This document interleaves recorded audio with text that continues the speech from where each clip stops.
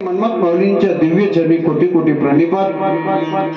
माझ्या जीवनाचे शिल्पकार सद्गुरु लिंगैक्य महालिंगेश्वर शिवाचार्य महाराज बर्तापूरकर, सद्गुरु चन्नबसव शिवाचार्य महाराज, ज्याने महाराष्ट्र आंध्र कर्नाटक शोमय करून टाकला, ज्याने आपलं संपूर्ण आयुष्य तुम्हा जड जीवांच्या उद्धारासाठी खर्च केलं, असे वसुंधरा रत्न डॉक्टर शिवलिंग शिवाचार्य महाराज अहमदपूरकर, लक्ष्मण शिवदास आदी थोर संतांच्या चरणी कोटी कोटी प्रणिपात करून तदनंतर या ब्रह्मांडाचा नायक असणारा शुतोष परमात्मा भगवान शिव, माता पार्वती आणि श्री गणेशाच्या चरणी कोटी कोटी वंदन करतो। ओम नमः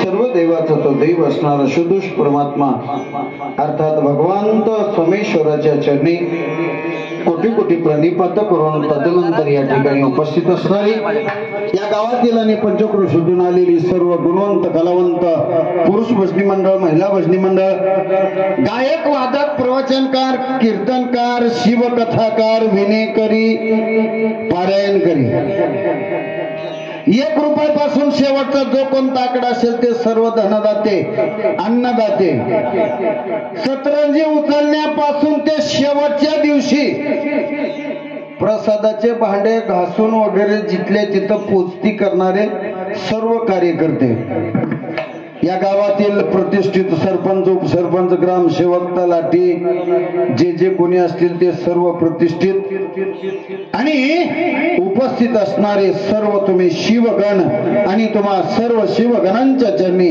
कोटी कोटी प्रणिपात करून या परम पावन पवित्र असं शिवक्षेत्र गुरुक्षेत्र सुकणी नगरीमध्ये चालत असलेला हा अखंड शिवनाम सप्ताह आणि या अखंड शिवनाम सप्ताहातील आजचा हा पहिला दिवस आणि पहिल्या दिवसाची शिवचिंतनाची सेवा संयोजकांनी माझ्याकडे सोपवलेली आहे आणि आजच्या या प्रसंगी घेतलेला प्रसूत अभंग आहे वीरशैव संप्रदायातील थोर संत श्रेष्ठ शिवदास माऊलींचा 4 चरणाचा आणि सर्वांगाने नटलेला असणारा भंगेश्वर ज्वार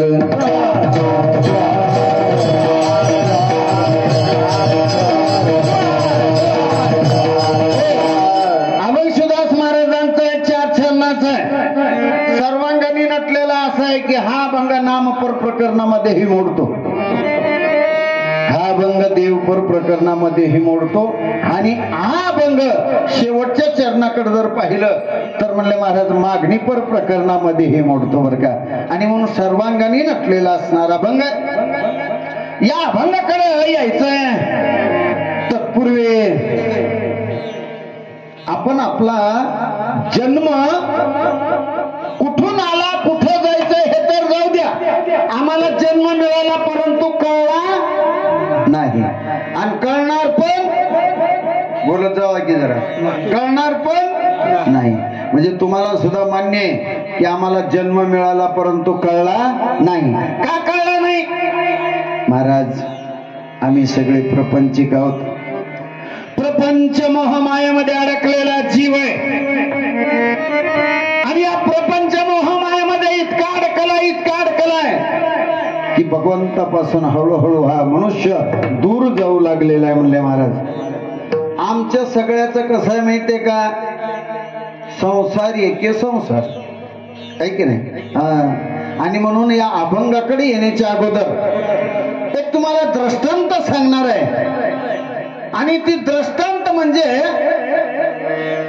तुमचीच गोष्ट आहे म्हणले महाराज. आमचं जीवन कसं चाललंय त्याबद्दलचा हा दृष्टांत सांगणार आहे. हा दृष्टांत म्हणजे उग विनाकारण नाही, या अभंगाकडे येण्यासाठी हा आवश्यक आहे म्हणून तुम्हाला सांगतोय. एका गावामध्ये नकाबोटानं संसार करणारा माणूस होता. नकाबोटानं कळतंय की, आता इथले करत नसतील नकाबोटानं संसार. होय मायानो, नकाबोटानं संसार माहित तरी की. नकाबोटानं संसार कसा असते ती सांगतो. ज्यांना ऊन म्हणत नाही, ताण म्हणत नाही, वारा म्हणत नाही, पाऊस म्हणत नाही,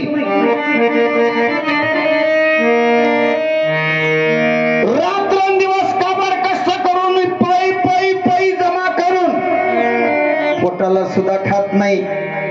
आलं लक्षात. असं जो संसार करतो त्याला नकाबोटानं संसार म्हणतो. आता या दृष्टांतातला जो होता तो ह्याच्या पुढला होता. इथपर्यंत ठीक होत, हे त्याच्या पुढलं होतं. कसं, आमचे उमाकांत अण्णा म्हणायचे या व्यक्तीला, आपा दरवर्षीप्रमाणे सप्ताह चालू झालाय, चला कीर्तनाला, चला कीर्तनाला. म्हणलं किती काय म्हणायचं माहितीये का, दृष्टांतातलं सांगलं काय म्हणायचं माहितीये का, आम्हाला येऊन कसं जमतंय, आमच्या का महाग थोडा याप ऐका. ऐक नाही. तिची बायको म्हणायची, आव सप्ताह चालू आहे, ऐक नाही, सप्ताह चालू आहे, उगा पंगत तरी घ्या. म्हणलं की ती त्या बाईकवर खवसायचं, तुला करताय का. ती माय मावली ग बसायची. हे एवढंच नाही, हे त्याच्या अजून पुढलं होतं. केवढं पुढलं होतं माहितीये का, जेवण झाल्याच्या नंतर हात धुल्याच्या